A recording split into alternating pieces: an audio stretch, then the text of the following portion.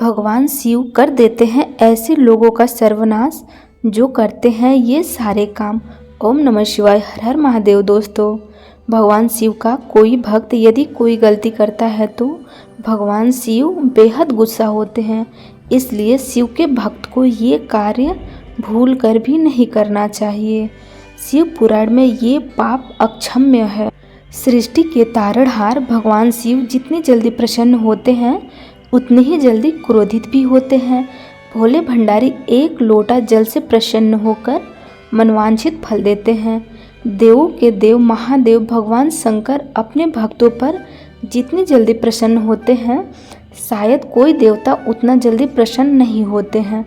भगवान शिव के भक्तों को यह जानना चाहिए कि भगवान शिव का कोई भक्त यदि कोई गलती करता है तो भगवान शिव बेहद गुस्सा होते हैं। इसलिए शिव के भक्त को ये कार्य भूल कर भी नहीं करना चाहिए।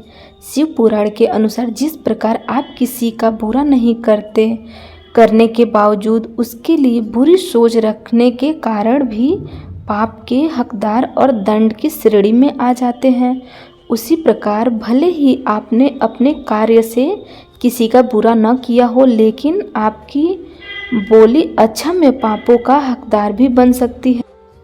शिव पुराण के अनुसार इन पापों को भगवान शिव कभी क्षमा नहीं करते हैं, जैसे गुरु, माता पिता, पत्नी या पूर्वज का अपमान भी भूलकर नहीं करनी चाहिए। दूसरों का धन अपना बनाने की चाह रखना भी भगवान शिव की नज़र में अक्षम्य अपराध और पाप है। किसी भोले भाले और निरपराध इंसान को कष्ट देना, उसे नुकसान पहुंचाने या धन संपत्ति लूटने, उसके लिए बाधाएं पैदा करने की योजना बनाना या किसी गर्भवती महिला या मासिक के दौरान किसी महिला को कटु वचन कहना या अपनी बातों से उनका दिल दुखाना, किसी के सम्मान को हानि पहुंचाने की नीयत से झूठ बोलना छल की श्रेणी में आता है और अक्षम्य पाप का भागीदार बनाता है। समाज में किसी के मान सम्मान को हानि पहुंचाने की नीयत से या उसकी पीठ पीछे बातें करना या अफवाह फैलाना भी एक अक्षम्य पाप होता है।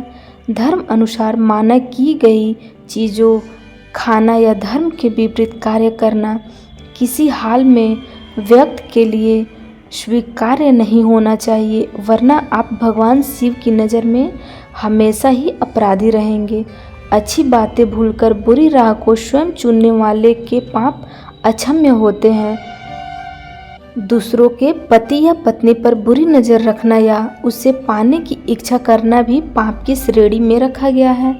शराब पीना, जुआ खेलना, चोरी करना, लूट करना या सट्टा खेलना, गुरु की पत्नी के साथ संबंध बनाना या गुरु माँ को गलत निगाहों से देखना, दान की हुई चीज़ों या धन वापस लेना महापाप माने जाते हैं, जिसे भगवान शिव कभी भी क्षमा नहीं करते हैं। गलत तरीके से दूसरों की संपत्ति हड़पना, ब्राह्मण या मंदिर की चीज़ों चुराना या गलत तरीके से हथियाना भगवान शिव की नज़र में हर हाल में माफ़ी न देना योग्य पाप है। धर्म अनुसार माना की गई चीज़ें खाना या धर्म के विपरीत कार्य करना किसी हाल में व्यक्ति के लिए स्वीकार नहीं होना चाहिए, वरना आप भगवान शिव की नज़रों में हमेशा ही अपराधी रहेंगे। बच्चों, महिलाओं या किसी भी कमज़ोर जीव के खिलाफ हिंसा और असामाजिक कार्यों में लिप्त मनुष्य को पाप का दोषी बनाता है। गलत तरीके से दूसरे की संपत्ति हड़पना, ब्राह्मण या मंदिर की चीज़ें चुराना या गलत तरीके से हथियाना भी आपको इस श्रेणी में लाता है। यदि आप ये गलती करते हैं तो भगवान आपको कभी क्षमा नहीं करेंगे। भगवान शिव से माफ़ी ऐसे मांगें तो वो आपको क्षमा कर देंगे। भगवान शिव से माफ़ी मांगने से पहले आपको विशेष रूप से कहना चाहिए कि आपने क्या गलत किया और स्वीकार किया कि आपने यह किया है। यदि आप दोषी महसूस करते हैं तो आप अपने आप को सही ठहराने के लिए ललचा सकते हैं या इनकार कर सकते हैं कि आपने कुछ गलत किया है। क्षमा करना असंभव है। यदि आप स्वीकार नहीं करते हैं कि आपने गलत किया है तो ओम नमः शिवाय ये भगवान शिव का पंचधारी मंत्र या मूल मंत्र भी कहलाता है। इस मंत्र का श्रद्धापूर्वक जाप करने से सभी संकटों तथा कष्टों से मुक्ति मिलती है तथा जीवन के सर्वोच्च लक्ष्य मोक्ष की भी प्राप्ति होती है। ओम त्र्यंबकम यजामहे सुगंधिम पुष्टिवर्धनम उर्वारुकमिव बंधनात् मृत्युर्मोक्षामृतम्।